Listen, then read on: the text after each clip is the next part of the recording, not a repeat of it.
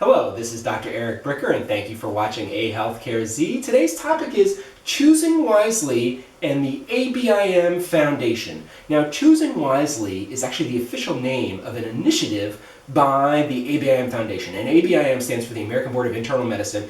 It is the organization that actually provides me, as an internist, with board certifications based out of Philadelphia. They have a charitable arm called the Foundation, which has various initiatives, and this is one of them, okay? And it was started in 2012.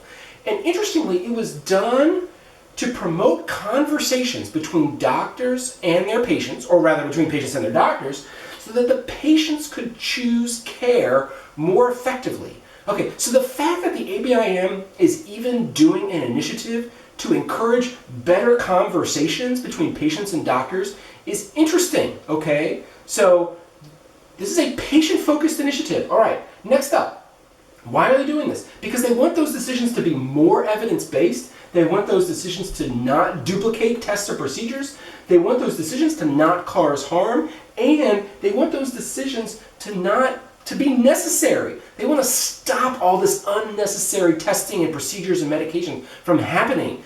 Because I'm sure, as many of you have heard in the news and read before, so much of healthcare, possibly even a third of it, is waste and not needed. And so the ABIM is actually doing something to try to solve that. Now, interestingly, they're doing that through conversations between patients and their doctors. Okay, so they have specific steps that they call the 5 questions that they think patients need to ask their doctors. Okay, question number 1.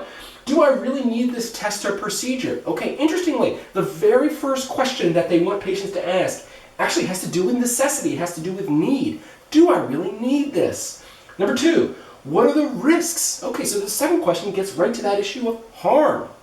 Right? Not all tests or procedures and medications are risk-free. In fact, the majority of them have some sort of risks, and those need to be weighed. Okay, number 3, are there simpler, safer options? In other words, is there alternative? Now notice the 2 ways that they look at this alternative. 1, simpler. Is it just less complex? A lot of stuff is just really complicated. It requires multiple visits. It requires you to not eat for a while. It requires you to be sedated. I mean, there's a whole bunch of stuff that has to happen. And then all that stuff that needs to happen, it comes with risk. So is there anything else that's just easier and safer? Okay?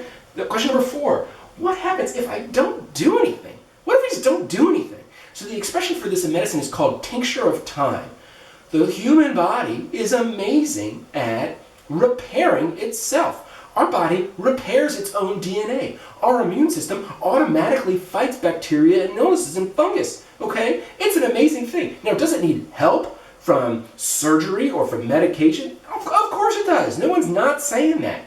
But, and I'll give you a very quick example. Did you know that our immune system ramps up about 3 to 5 days after we're infected by a bacteria or a virus to specifically create white blood cells that can attack that specific bacteria or virus? It's called T-cell clonal expansion. It takes 3 to 5 days. That means when you start feeling cruddy from like a cold or a mild cough, it's going to take like 3 to 5 days for your immune system to kick in. Okay, so, I'm not saying all the time, but in certain situations, what if we just allow time to pass? And tincture of time might help. Okay, then lastly, how much does it cost? Okay, so Choosing Wisely directly addresses the issue of cost and that it needs to be addressed between the doctor and the patient. The issue of cost needs to be addressed between the doctor and the patient.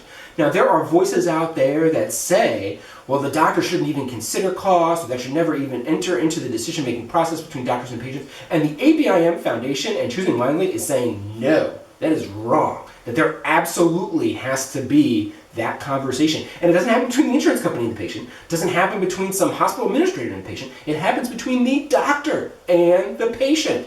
Now, the other things that I find interesting about these 5 questions in the Choosing Wisely campaign is this is essentially patients auditing their doctors. Okay?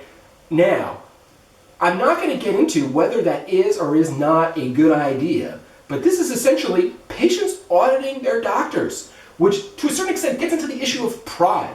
Are some doctors not going to want to be audited or questioned by their patients? Absolutely. There are many doctors out there that will not want to be questioned. Now, I will argue that the better ones that have greater humility would have absolutely no problem with this. Okay? Next up. Okay, so Typical patient visit, it's around 15 minutes. Okay, let's just say you add these questions to your typical patient visit. Let's just say by the time you ask them and the doctor answers them, it's like 1 minute per question, so you've added 5 minutes to that visit. Okay, well that means that that visit just went from 15 minutes to 20 minutes, which means that if the doctor was typically seeing 4 patients an hour at 15 minutes a visit, then now at 20 minutes a visit, they're only seeing 3 patients an hour. So that is a 25% decrease in the number of patients that they can see.